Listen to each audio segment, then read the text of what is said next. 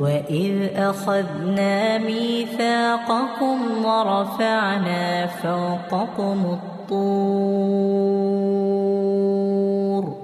خذوا ما آتيناكم بقوة واذكروا ما فيه لعلكم تتقون ثم توليتم من بعد ذلك فلولا فضل الله عليكم ورحمته لكنتم من الخاسرين ولقد علمتم الذين اعتدوا منكم في السبت فقلنا لهم كونوا قردة خاسئين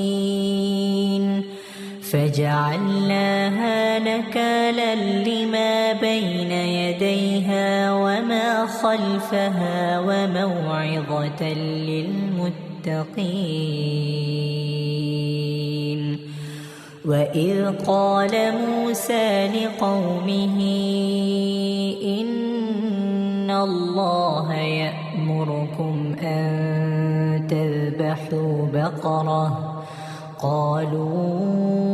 أتتخذنا هزوا